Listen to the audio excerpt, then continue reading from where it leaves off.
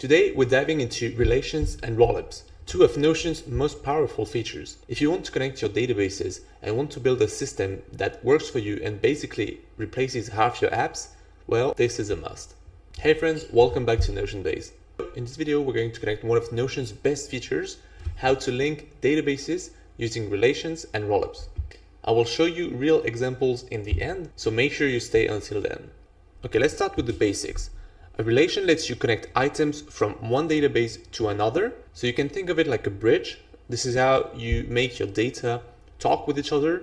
So I've opened a new database and now we're going to create a relation property. So I'm just going to click add a property and select relation. I need to choose the database that I want to link it to. So this is the only property type that forces you to do an action when you create it. Otherwise, the property will just not be created. So you can actually choose to link it to the current database if you have pages that you want to link together, and you can spot it by the small eye icon on the right, but usually you will want to link it to an external database. So let's do that. Okay, so if you want the relation to be visible in both databases, you can just enable the two-way relation toggle when setting it up. This creates a synced column on the other side. Now you can set the limit to either one page or no limit. So most of the time, no limit is better, but if you know that you want to pull specifically only one page from the database, then setting one page can actually be useful.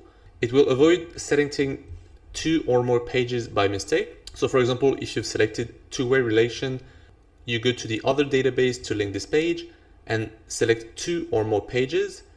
Well, it will automatically remove the page from the relation cells, except for the last one that you have linked. The other reason is that, as we'll see in a moment, linking pages opens up a small pop-up window and it will close automatically once you link one page, whereas you would have had to close it manually if you had let the option set to no limit, so it's a small win.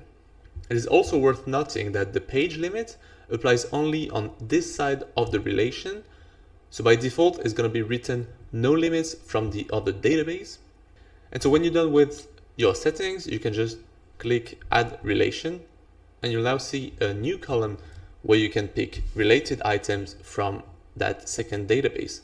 So once it's set up, you can click on the relation cell of a page and select any item using the plus button or clicking directly on the page. So the related items work like links, so you can click on any of them to open the full page.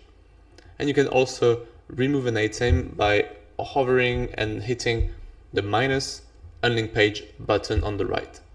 Just like any property, you can control how relations appear.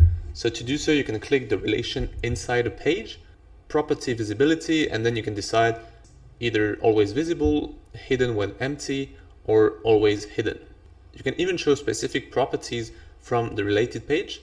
So to do so, you can click on the three dots in the relation, then click the eyes of the properties that you want to show, or you can also drag them in the visible section. Now you can actually customize the page layout to display the relations in a separate relations group. So if you're interested, I have made a full video about page layouts, which you can check out here. Now let's go on with rollups, which are like magic math for your relations in a way. So they let you summarize or calculate info from the linked pages. So first you have to make sure that you've got a relation between two databases. Then you can click add a new property and select rollup. Now let's click on the cell and we can pick the relation, choose which property to pull.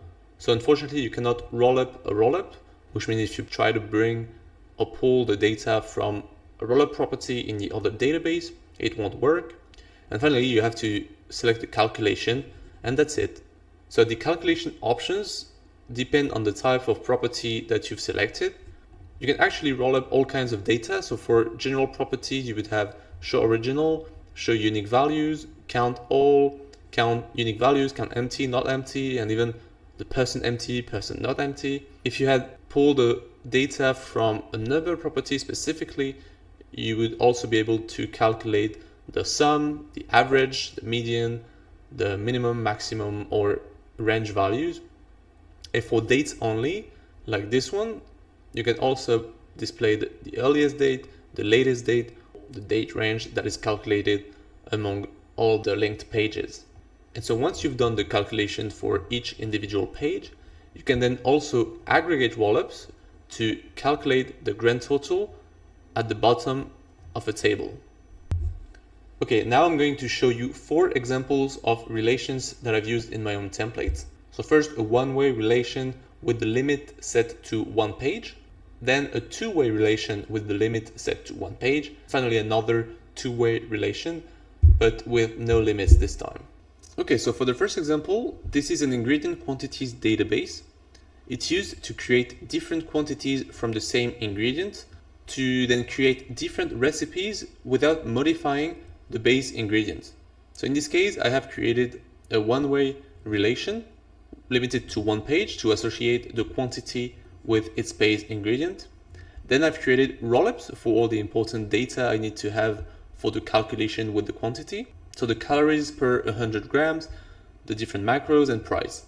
So you might notice, but I've used a little trick here for the rollups, which is to calculate a sum even though there is only 1 page linked each time. I did this so that the output is a number and not a string, which makes it easier to use for other calculations and formulas, for example. The second example is in an accounts database.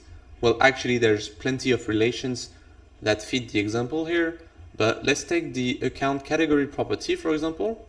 So I've created a two-way relation limited to 1 page because an account can only be linked to one account category.